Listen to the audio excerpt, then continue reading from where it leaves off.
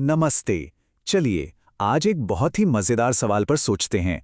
दो पूरी संख्याओं जैसे कि 1 और 2 के बीच में क्या होता है। आज हम इसी छिपी हुई दुनिया की सैर करने वाले हैं। चलिए, इसे समझने के लिए एक कहानी से शुरुआत करते हैं। ये कहानी हमें बताएगी कि हमें इन छोटी-छोटी मापों पर ध्यान देने की ज़रूरत आखिर क्यों पड़ती है। तो ये हैं सोनू और उसकी मम्मी एक खिलौना ठीक करने की कोशिश कर रही हैं, लेकिन एक छोटा सा पेच है जो बस अपनी जगह पर फिट ही नहीं हो रहा है। फिर वो एक दूसरा पेंच उठाती हैं जो देखने में बिल्कुल पहले जैसा ही है और अरे, ये तो एकदम परफेक्ट फिट हो गया। अब सोनू ये देखकर सोच में पड़ गया है, भाई इन दोनों में आखिर फर्क क्या था। और यही है हमारा सबसे बड़ा सवाल। लंबाई में इतना छोटा सा मामूली सा अंतर इतना ज्यादा जरूरी कैसे हो सकता है?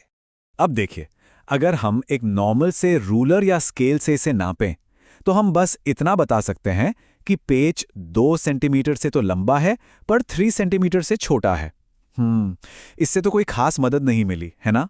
तो इस मुश्किल को हल करने के लिए हमें और ज्यादा सटीक होना होगा।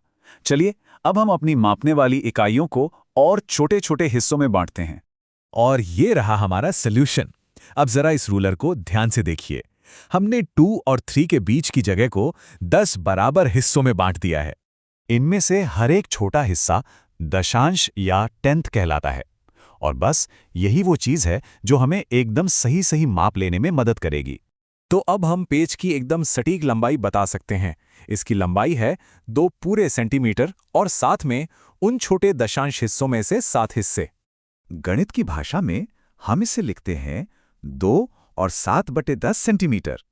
लेकिन क्या इसे लिखने का कोई और भी आसान तरीका हो सकता है? चलिए, अब आगे बढ़ते हैं और देखते हैं कि ये जो बीच वाली संख्याएं हैं, इनको लिखने का एक बहुत ही मजबूत सिस्टम कैसे बनता है। देखिए, बार बार भिन्न या फ्रैक्शन लिखना थोड़ा पेचीदा हो सकता है ना? तो क्या कोई ऐसा तरीका है जिससे हम इसे और भी साफ सुथरे तरीके से लिख सकें? और यहीं पर एंट्री होती है हमारी कहानी के हीरो की, दशमलव बिंदु या डेसिमल पॉइंट। ये एक छोटा सा डॉट है, लेकिन इसका काम बहुत बड़ा है।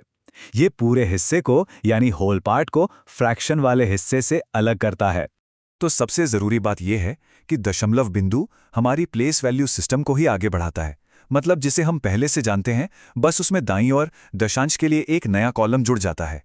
जैसे यहाँ 2 इकाई की जगह पर है और 7 दशांश की जगह पर। लेकिन सोचिए, अगर हमें किसी ऐसी चीज को मापना हो जो दशांश से भी छोटी हो तो तब क्या करेंगे? सिंपल, हम अपने हर दशांश को 10 और छोटे टुकड़ों में बांट देंगे और उनमें से हर एक टुकड़ा कहलाता है शतांश या 100th। ये टेबल देखिए, ये कितनी अच्छी तरह से दिखा रही है कि हम शतांश के लिए एक और कॉलम कैसे जोड़ देते हैं। इससे हम और भी ज्यादा सटीक माप ले सकते हैं। जैसे 2.35 का मतलब है 2 इकाई, 3 दशांश और 5 शतांश। अच्छा, एक कंफ्यूजन जो अक्सर होता है वो ये है कि क्या 0.2 और 0.20 एक ही चीज है? तो अगर हम प्लेस वैल्यू को देखें तो 0.2 का मतलब है 2 दशांश और 0.20 का मतलब है 2 दशांश और 0 शतांश। तो हाँ, दोनों का मान बिल्कुल एक ही है। आखिर में 0 लगाने से कोई फर्क नहीं पड़ता। ठीक है, तो अब जब हम इस पूरे सिस्टम को समझ गए हैं तो चलिए देखते हैं कि हमारी रोजमर्रा की जिंदगी में ये कहाँ-कहाँ काम आता है। दशमलव की वजह से यूनिट्स को बदलना बहुत आसान हो जाता है। जैसे हम जानते हैं कि 1 सेंटीमीटर में 10 मिलीमीटर होते हैं। इसका मतलब 1 मिलीमीटर 1 सेंटीमीटर का 10वां हिस्सा है। तो हम 1 मिलीमीटर को 0.1 सेंटीमीटर लिख सकते हैं। और इसी तरह 12 मिलीमीटर बन गया 1.2 सेंटीमीटर। देखा कितना आसान है। और हाँ, पैसे के हिसाब किताब में तो हम हर दिन दशमलव का इस्तेमाल करते हैं। जैसे जब हम लिखते हैं 2 रुपए 50 पैसे, तो वो असल में 2.50 ही तो होता है। तो चलिए, आज हमने जो भी सीखा उसकी सबसे जरूरी बातों को एक बार फटाफट से दोहरा लेते हैं। हमने सीखा कि ज्यादा सटीक माप के लिए हम इकाइयों को छोटे हिस्सों में बांटते हैं, जैसे दशांश और शतांश।